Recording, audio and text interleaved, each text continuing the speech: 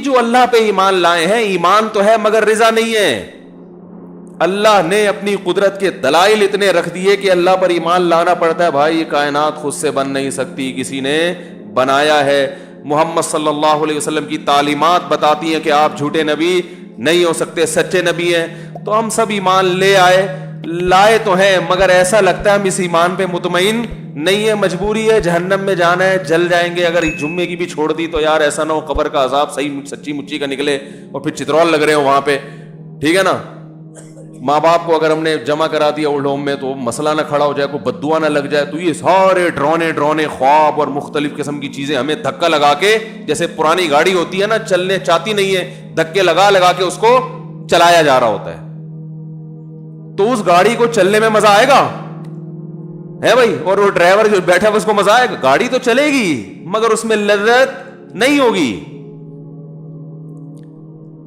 تو مر رضی باللہ ربن کا مطلب ہے اللہ مجھے بڑی خوشی ہے کہ تو میرا رب ہے, بڑی خوشی ہے کہ میں تیرا غلام ہوں. رب کا مطلب میں غلام, تو میرا پالنے والا, تو میرا آقا. اے اللہ میں خوش ہوں, اس پہ مطمئن ہوں. ہم تو تلاش میں تھے ہمیں کوئی رب ملے,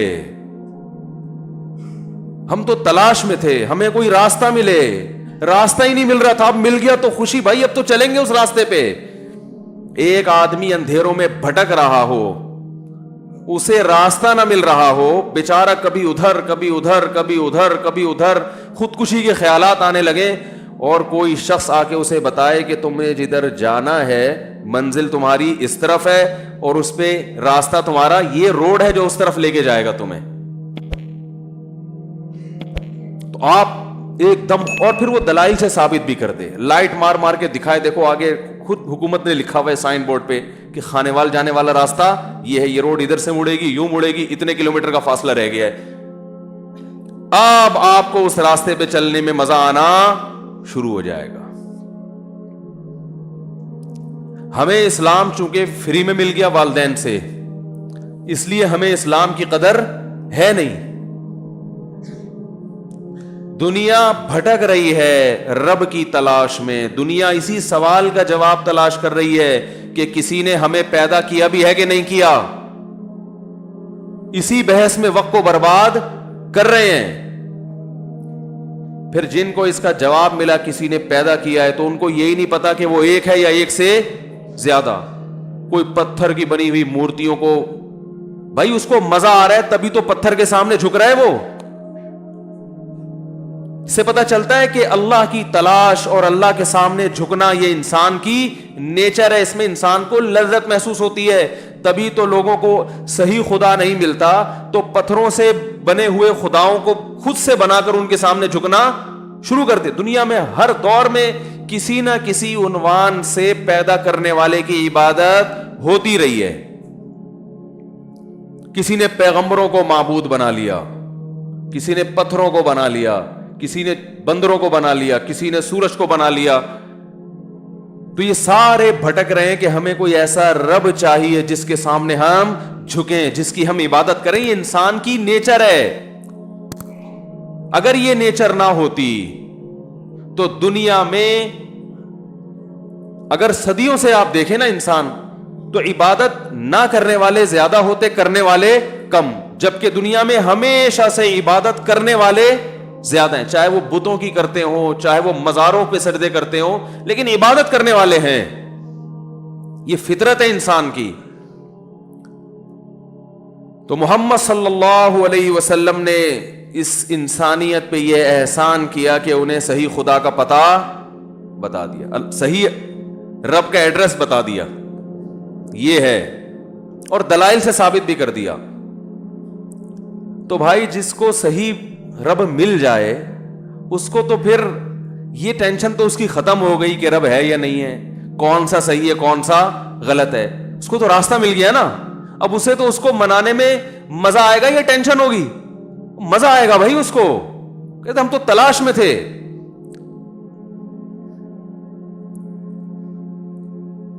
صحیح رب ملنے کے بعد تو پہلے حدیث کے الفاظ کیا, مر رضیہ, راضی ہو, خوش ہو. یہ نہ ہو کہ یار پتہ نہیں کیوں پیدا ہو گئے مسلمان گھروں میں, انگریز پیدا ہوتے تو کتنا مزے کی زندگی تھی.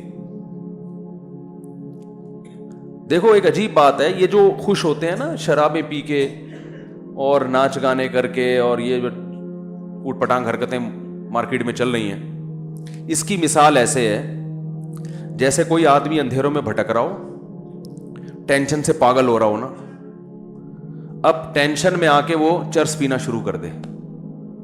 اکثر ٹینشن والے لوگ چرس پیتے ہیں نا, ہائے ہائے ہائے, کاش یہ مثالیں سمجھ میں آ جائیں آپ لوگوں کی. میں تو سوچ رہا ہوں اپنی مثالوں کا نا مسالوں کی طرح ایک ڈبہ بنا کے مارکیٹ میں, ایک کمپنی بنا کے مارکیٹ میں پھینکوں, کیونکہ ان مثالوں میں مسالوں سے زیادہ لذت ہے. مجھے مثال دینے میں اتنا مزہ آتا ہے, پتہ نہیں آپ لوگ کو سننے میں آ رہا ہے کہ نہیں آ رہا. دیکھو ایک مثال سے بعض دفعہ بات ایسی واضح ہو جاتی ہے کہ اس کا خصم کے پاس جواب نہیں ہوتا, کیونکہ پروپیگنڈے کا دور ہے نا. اتنا پروپیگنڈا کیا ہے آج مغربی دنیا نے, لبرل لوگوں نے, کہ اسلام کو سمجھنا مشکل بنا دیا ان کمبختوں نے. کہتے ہیں گورا انجوائے کر رہا ہے, دیکھو یہ مولوی پتہ نہیں کیسے ٹینشن ڈپریشن. ارے مولوی ٹینشن میں ہوتے تو ڈپریشن کی گولیاں مولوی کھا رہے ہوتے ہیں بھائی.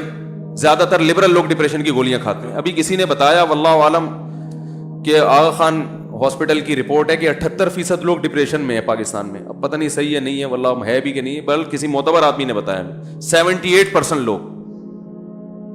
مجھے کسی نے کہا کہ وہاں بھی ایسا ہی ہے مغربی دنیا میں 78% لوگ. تو میں نے کہا ہمارے ہاں 78% ہیں, ان کے ہاں بھی 78%, لیکن ہمارے ہاں کوالٹی وائز تھوڑا لو لیول کوالٹی کے نفسیاتی ہیں. ان کے اگر 78% ہیں تو کوالٹی کے لحاظ سے صحیح ہے نا, کیونکہ رپورٹ میں یہ تو آیا, کوانٹٹی تو دیکھی گئی ہے, کوالٹی پر رپورٹ پیش. ہمارے تھوڑے تھوڑے, ان کے تھوڑے زیادہ زیادہ سے ہو گئے. تو اگر یہ ڈپریشن کا مسئلہ یہ عیش و عشرت کی وجہ سے اس میں لذت ہوتی, تو لذت میں زندگی گزارنے والا ڈپریشن میں تھوڑی جاتا ہے. ڈپریشن میں تو وہ جائے گا جو لذت سے زندگی نہیں گزار. تو نماز پڑھنے والے کو ڈپریشن ہونی چاہیے, داڑھی رکھنے والے کو اسٹریس میں جانا چاہیے, نظر کی حفاظت کرنے والے کو چاہیے کہ دماغی پاگل ہو جائے وہ تھوڑے دنوں میں, شراب سے بچنے والے کو چاہیے کہ اس کے اوپر کی سیٹنگ, بولو نا یار کیا ہو گیا آپ لوگ کی سیٹنگ ماشاءاللہ فٹ فاٹ ہے, بہترین ہے, تو بولنا پڑے گا آپ کو.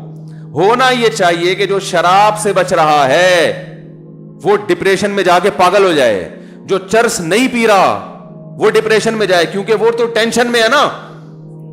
شراب پینے والا لذت میں ہے, زنا کرنے والا مزے میں ہے, ماں باپ کو اولڈ ہوم میں جمع کرانے والا لذت میں, اور لائف کو انجوائے کر رہا ہے, گٹکے کھانے والا لذت میں ہے. اور آج کی ایک رپورٹ آئی ہے, ایک اور چیز آئی ہے مارکیٹ میں, ماوا.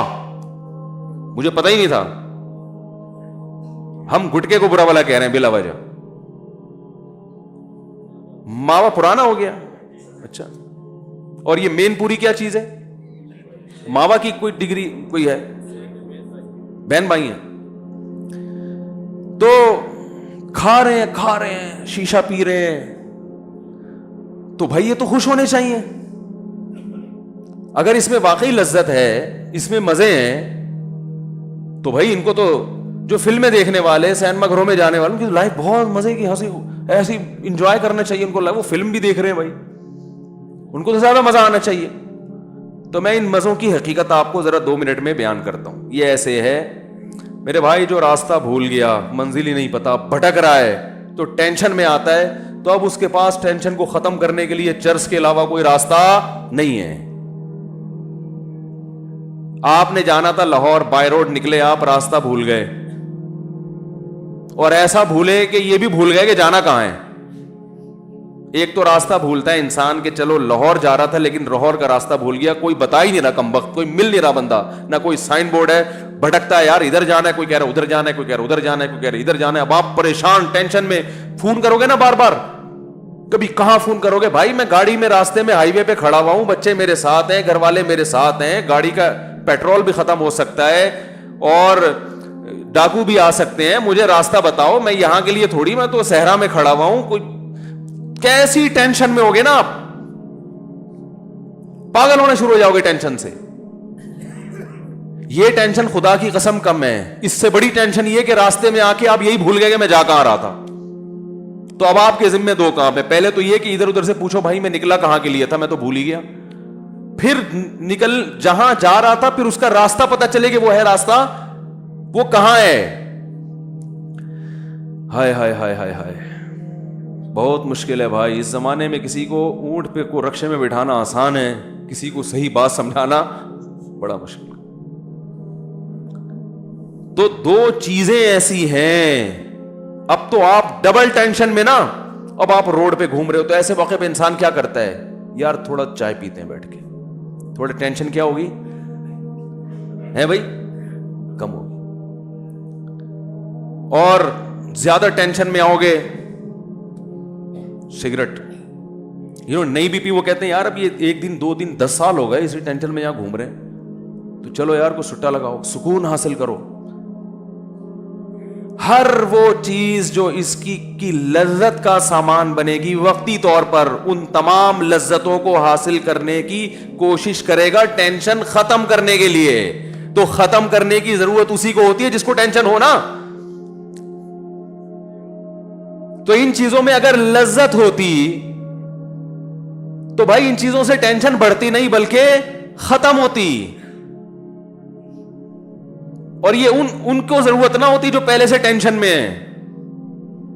اس لیے اللہ نے بتایا کہ جس کو اللہ کا پتہ چل گیا اور اس پہ خوش بھی ہے, وہ راضی ہے, مطمئن ہے کہ بس وہی میرا رب ہے اور اسلام میرا دین ہے. اور اسلام جو بتایا ہے ہم نے, کس نے, محمد صلی اللہ علیہ وسلم نے. تو محمد صلی اللہ علیہ وسلم جو اسلام بتائیں گے اس کو مانوں گا, اور جو بدعتی لوگ اپنے طریقے سے اسلام بتا رہے ہیں اس کو میں قبول نہیں کرتا, کیونکہ اسلام کو ڈیفائن کرنے والے بھی درجنوں لوگ ہیں نا.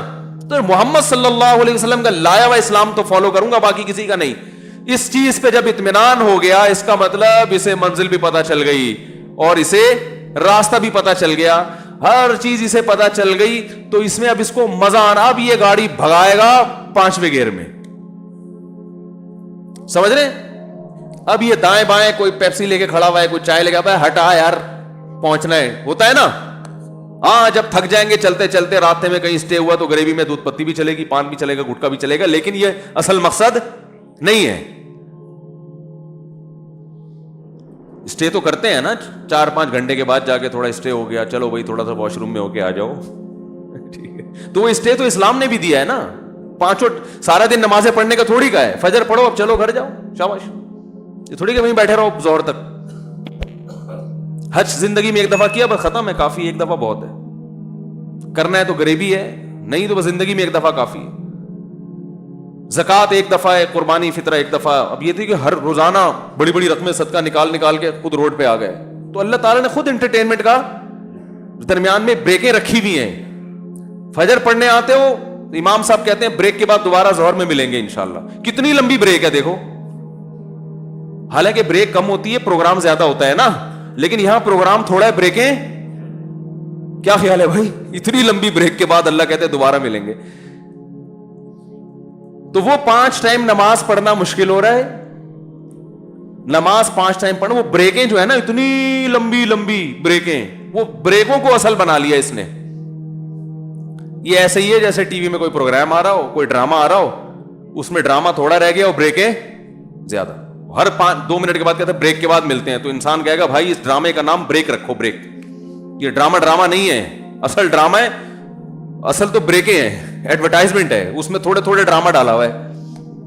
جیسے دودھ میں آج کل پانی میں تھوڑا سا دودھ ڈال کے بیچ دیا جاتا ہے نا,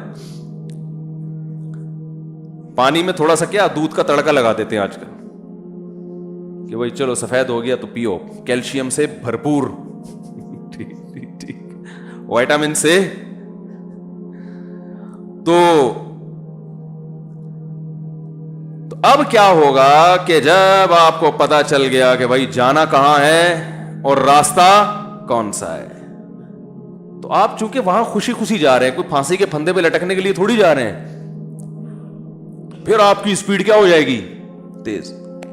پھر آپ ممکن ہے چائے بھی پی لو راستے میں, تھوڑا کہیں اتر کے تھوڑا سا گھوم پھر بھی لیے, لیکن وہ آپ کا مقصد نہیں ہوگا. اصل جو فکر ہوگی آپ کی منزل. تو جب آپ کو منزل کا پتا ہو اور آپ کو راستے کا بھی پتا ہو, تو پھر اس راستے پہ چلنے میں جیسے جیسے منزل قریب آئے گی آپ کی ٹینشن بڑھنے کے بجائے کم ہوتی چلی جائے گی. تو آپ صلی اللہ علیہ وسلم نے فرمایا ذاق طعم الایمان من رضی باللہ ربا. رب پہ راضی ہو جاؤ. اے اللہ، راضی ہونے کے دو مطلب، ایک تو خوش ہو، دوسرا یہ کہ اپنے آپ کو حوالے کر دے کہ اب میں آپ پہ راضی ہوں، مجھے کسی اور کی ضرورت نہیں ہے. بس نہ معاشرے سے پوچھوں گا کیا کرنا ہے بھائی، نہ باپ سے پوچھوں گا، نہ ماں سے پوچھوں گا، نہ باس سے پوچھوں گا. لائف اسٹائل میرا وہ ہوگا جو اللہ بتائے گا. جہاں اللہ نے کہا والدین کی مانو وہاں مانوں گا، جہاں اللہ نے کہا نہیں مانو وہاں والدین بھی دوسرے نمبر پہ. جہاں اللہ نے کہا باس کی مانو وہاں مانوں گا، جہاں اللہ نے منع کر دیا باس پھر میرا باس نہیں. پہلے اللہ. جس خواہش کو پورا کرنے کی اجازت اللہ نے دے دی اس خواہش کو پورا کروں گا. جس کی اجازت اللہ نے نہیں دی نہیں ہو سکتا.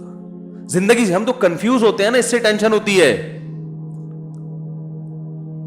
کہ یہ کر کے دیکھ لو، یہ گناہ بھی کر کے دیکھ لو، بعد میں توبہ کر لیں گے. ٹرائی کرنے میں کیا جا رہا ہے؟ زندگی پھر نہ ادھر کے نہ ادھر. گناہوں میں ایک وقتی لذت ہے، وہ بھی پوری طرح حاصل نہیں ہوگی کیونکہ ڈر لگا رہے گا. اور حقیقت میں تو گناہ میں ٹینشن ہے نا، وہ وقتی لذت کے بعد تو ٹینشن ہے، کیونکہ منزل آپ کو پتا بھی یہ راستہ ہے کہ ادھر جا ہی نہیں رہے آپ. تو وہ تو جیسے جیسے وقت ختم ہوگا عمر بڑھتی چلی جائے گی، آپ کی ٹینشن میں اضافہ ہوتا چلا جائے گا. تو بھائی اللہ کو پہ راضی ہو جائیں اللہ ہونے کے لحاظ سے کہ ہمیں رب چاہیے تھا جو ہمیں الحمدللہ مل گیا. لیکن اس سے بات مکمل ہوتی نہیں ہے. رب کے بعد ہمیں چاہیے ہوتا ہے کہ رب کو تو بہت سی دنیا مانتی ہے، لیکن رب نے کس کو نمائندہ بنایا یہ بتانے کے لیے کہ رب کا پیغام پہنچائے گا کون. تو اس کے لیے محمد صلی اللہ علیہ وسلم پہ راضی ہو جائے کہ نبی صلی اللہ علیہ وسلم، محمد صلی اللہ علیہ وسلم کے علاوہ کسی کی بات کو اللہ کی طرف منسوب نہیں کروں گا. پتھر پہ لکیر بن جائے گا نبی کا فرمایا ہوا. جب کہہ دیا غلط ہے تو غلط، جب سود کو حرام کر دیا تو حرام ہے. جب نبی نے کہہ دیا داڑھی بڑھاؤ مونچھیں گھٹاؤ تو داڑھی بڑھانا ہے. اب اس میں مختلف قسم کے جدید پروفیسروں کی باتوں میں آ کے کہ ایکچولی یوں تھا تو ایکچولی یوں تھا تو اصل میں تو اس زمانے میں، اور بھائی نبی کا حکم ہے. جب کہہ دیا کہ نظر کی حفاظت کرو تو نظر کی حفاظت کرنی ہے. جب کہہ دیا کہ سودی بینک میں جاب حرام ہے، سود کا لکھنے والا، سود کا دینے والا، سود لینے والا، سود پہ گواہ بننے والا، چاروں پر لعنت ہے. تو بھائی سودی بینک میں آپ کے لیے جاب کا آپشن ختم ہو گیا، بس ختم. بحث کر کے اپنی عمریں ضائع مت کرو. عورت پہ پردہ فرض ہے تو اس کا مطلب فرض ہے. اب وہ اس بحث میں ایکچولی اس زمانے میں تو یہ تھا تو اس زمانے میں، ٹائم ضائع کرنے کے علاوہ کچھ بھی حاصل نہیں ہوگا. نماز فرض ہے، روزہ فرض ہے، زکات. روزہ فرض کا مطلب کل پیپر دینا ہے تو بھی فرض ہے.